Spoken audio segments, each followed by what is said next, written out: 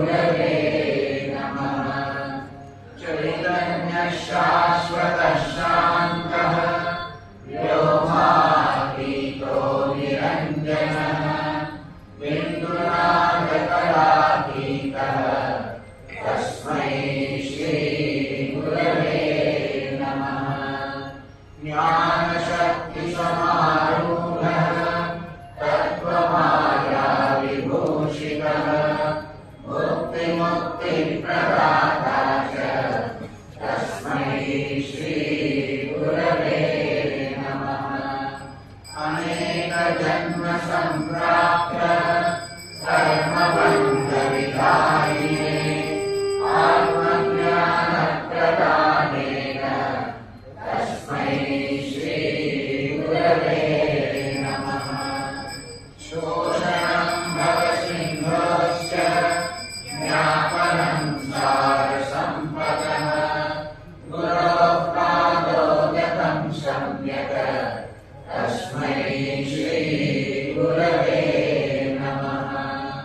न गुरोरधिकं तत्त्वं न गुरोरधिकं तपः तत्त्वज्ञानात् परं नास्ति तस्मै श्री गुरवे नमः।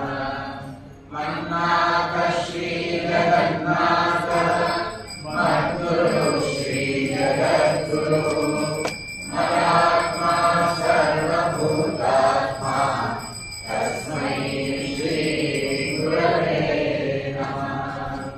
गुरुरादिर्नादिश्च गुरुः परमदैवतम् गुरोः परतरं नास्ति तस्मै श्री गुरवे नमः। त्वमेव माता च पिता त्वमेव बन्धुश्च सखा त्वमेव विद्या द्रव्यं त्वमेव सर्वं मम एव त्वमेव सर्वं मम एव। गुरुवंदना। श्रुति स्मृति पुराणानाम् आलयं करुणालयं नमामि भगवत्पादं शङ्करं लोकशङ्करं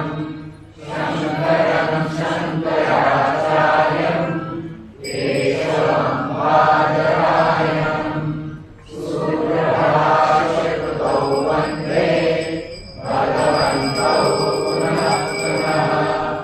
ईश्वरो गुरुरात्मेति मूर्तिभेदविभागिने व्योमवद्व्याप्तदेहाय दक्षिणामूर्तये नमः। उकारस्त्वन्त्रकारश्च ऋकारस्तन्निवर्तकः अन्धकारनिरोधित्वात् गुरुरित्यभिधीयते। सदाशिवसमारम्भां शङ्कराचार्यमध्यमाम् अस्मदाचार्यपर्यन्तां वन्दे गुरुपरम्पराम्। गुरुस्तुतिः ब्रह्मानन्दं परमसुखदं केवलं ज्ञानमूर्तिं वन्दभामीतं गगनसदृशं तत्त्वमस्यादिलक्ष्यम् एकमं नित्यं विमलमचलं सर्वधी साक्षिभूतं भावातीतं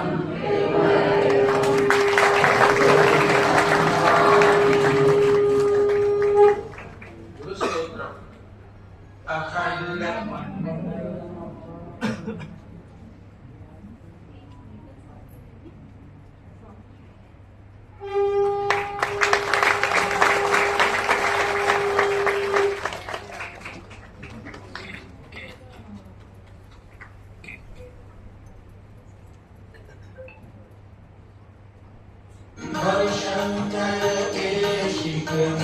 शरणं भव शंकर देशिक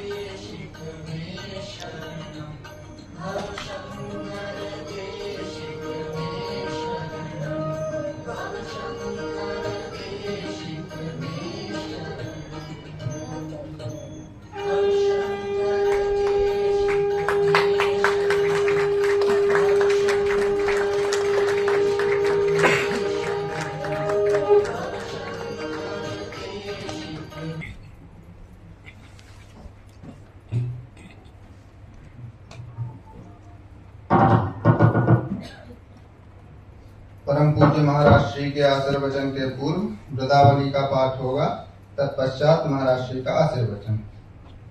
ओम नारायण समारंभां शंकराचार्य मध्यमाम् अस्मदाचार्य पर्यन्तां वंदे गुरु परंपराम्।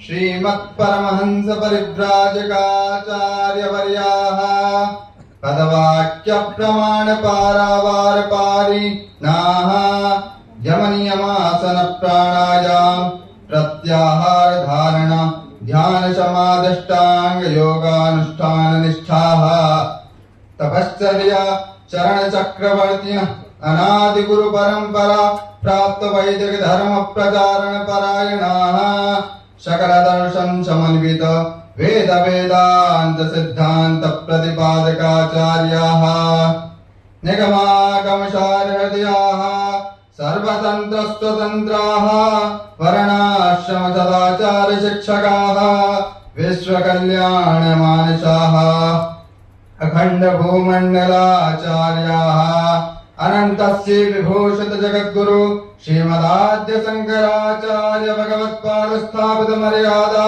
पोषण परायणाः परापर विद्या विद्योदितान्तःकरणाः गौमती तीरवासिनः श्री द्वारकाधीश समाराधन मानसाः पश्चिमाम्नाय श्री द्वारका शारदा पीठा राह अनंतस्य विभूषित जगद्गुरु शंकराचार्य स्वामी श्री सदानंद सरस्वती स्वामी वर्याः विजयन्ते तरा। धर्म की जय हो, अधर्म का नाश हो, प्राणियों में सद्भावना हो, कल्याण हो, माता की जय हो, समस्त भारतवर्ष में गौ हत्या बंद हो, सम्राट जगद्गुरु शंकराचार्य महाराज की जय हो, द्वारका शारदा पीठाधीश्वर महाराज की जय हो। हर हर महादेव हर।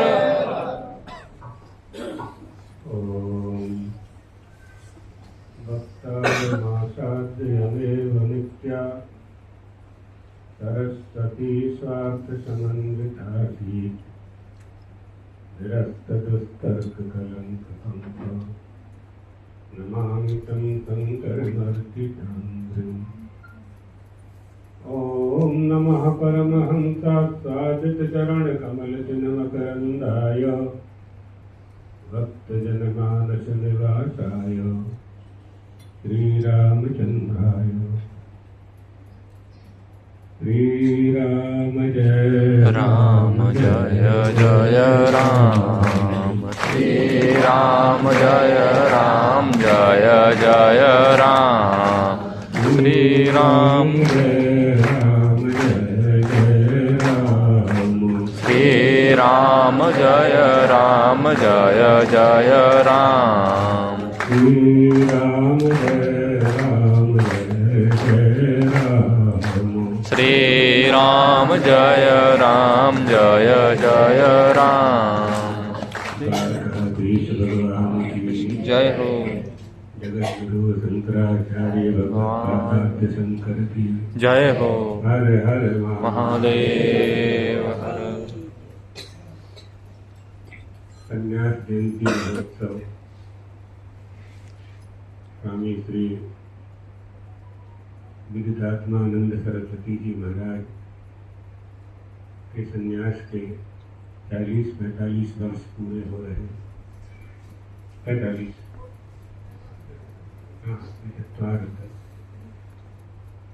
बहुत बड़ा समय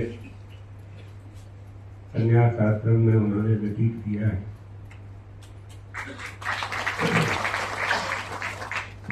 ये संन्यास परंपरा और हिंदू धर्मावलंबियों के लिए, उनके शिष्यों के लिए गौरव का विषय है, क्योंकि प्रायः देखा जाता है संन्यास 50-60 वर्ष के बाद ही लोग लेते हैं, 60 के बाद ही लेते हैं। आश्रम व्यवस्था में जो व्यवस्था है 25, 50, 75, 100, तो 25 वर्ष तक ब्रह्मचर्य आश्रम में निवास करके अग्निहोत्र तपस सत्यम वेदानाम चानुपालनम का आश्रय ले। 25 वर्ष से 50 वर्ष तक गृहस्थाश्रम में निवास करे और 50 वर्ष से 75 वर्ष तक वानप्रस्थाश्रम में वानप्रस्थाश्रम को स्वीकार करे और 75 वर्ष की आयु में पर संन्यास ग्रहण करे। ये परंपरा भी है। दूसरी परंपरा है जो आपने स्कूल में देखी, ब्रह्मचर्य से सीधे संन्यास में।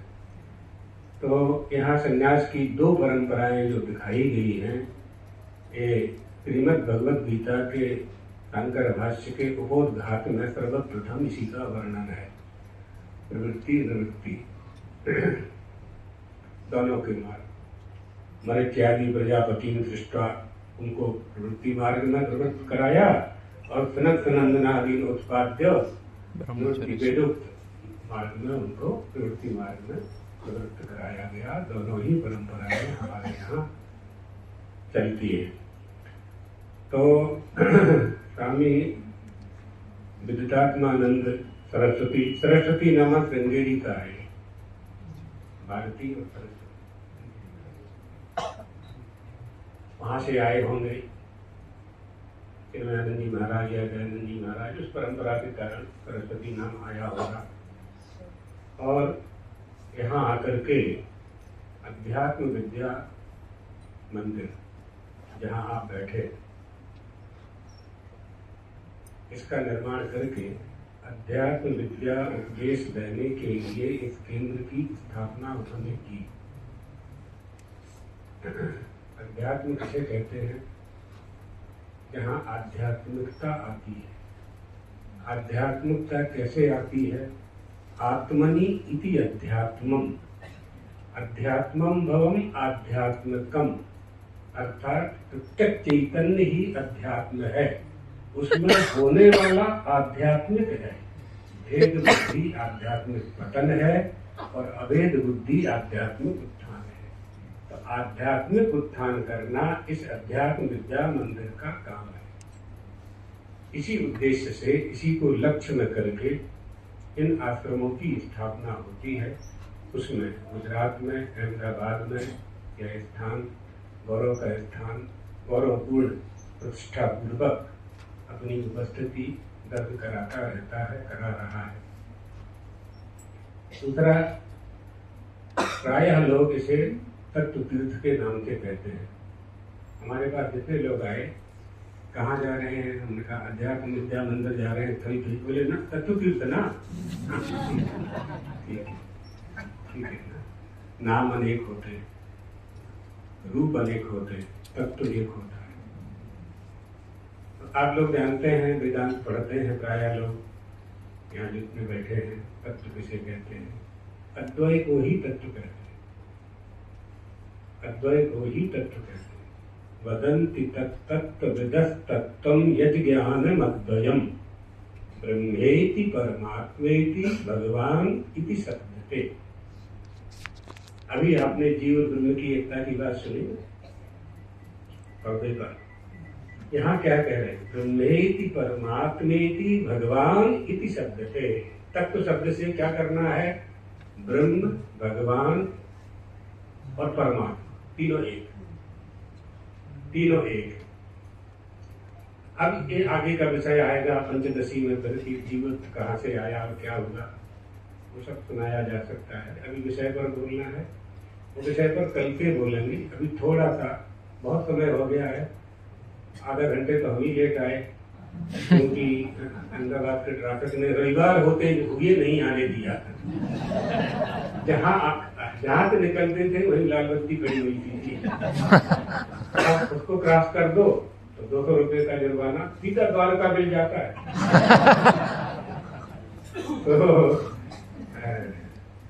पैसे की बात नहीं है, खराब लगता है, इसलिए नियम को तोड़ना ठीक नहीं।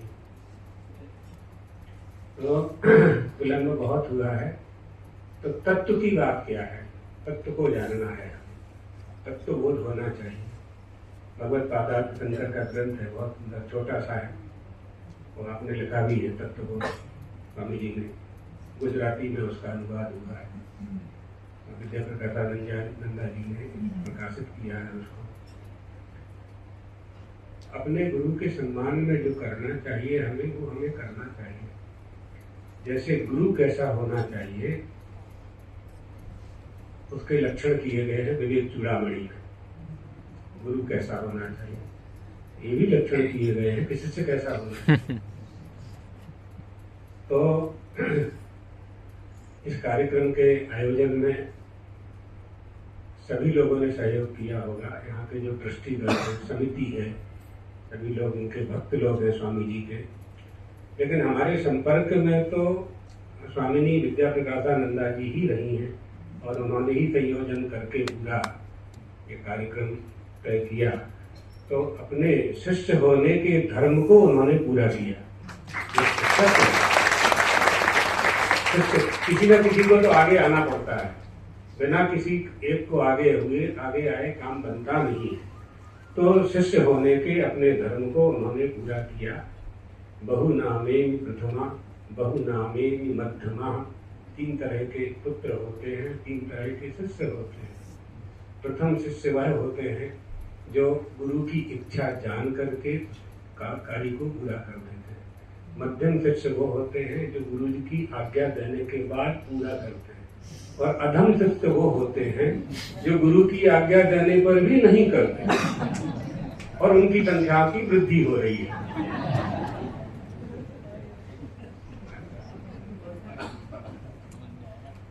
इसलिए शिष्य होने के धर्म का, पुत्र होने का धर्म, शिष्य होने का धर्म, यही तो नचिकेता ने कहा था, पिताजी क्या कर रहे हो आप? पुत्र होने के धर्म का निर्वाह किया उसने, और फिर अपने आप को कोसा कि यदि मैं प्रथम पुत्र नहीं हूं तो अधम भी तो नहीं हूं। तो पिताजी ने फिर हम लोग जाने की आज्ञा क्यों? मैंने अभी तक शास्त्रों में गुरुओं से यही सुना था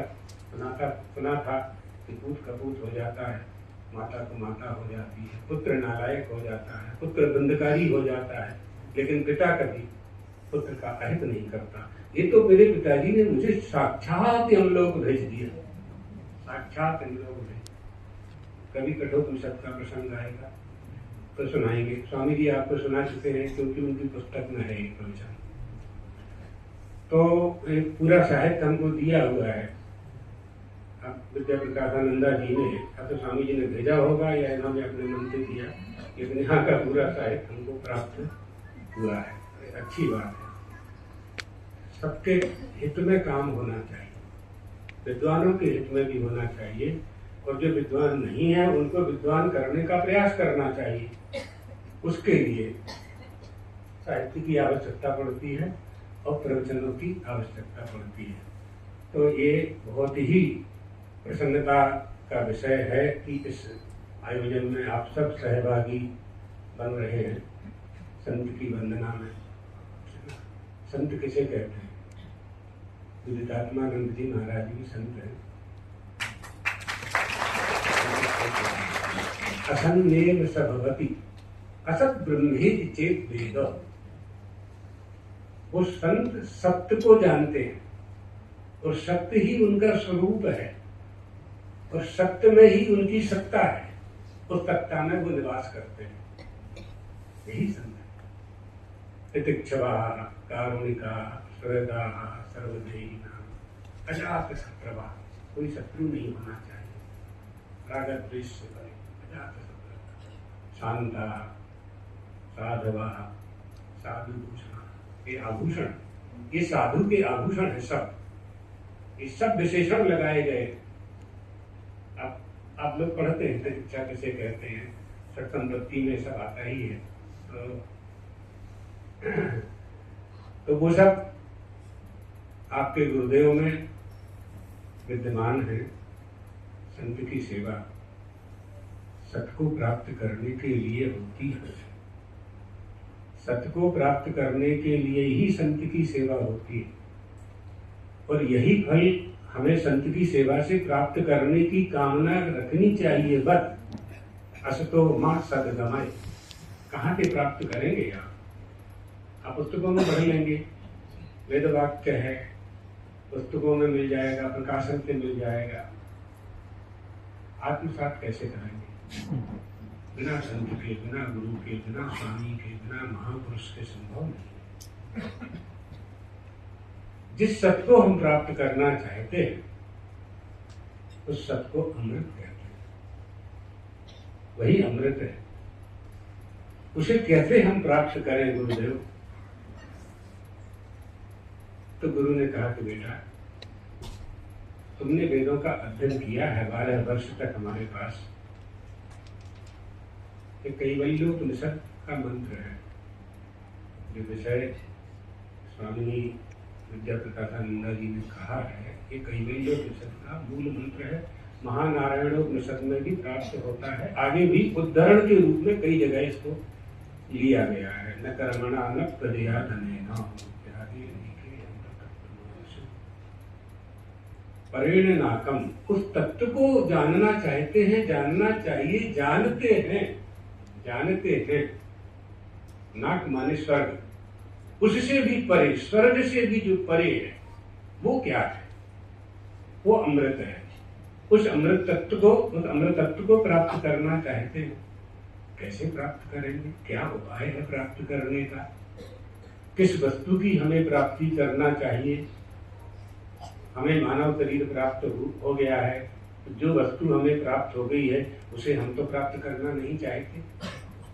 किसी के मन में ये इच्छा नहीं होती कि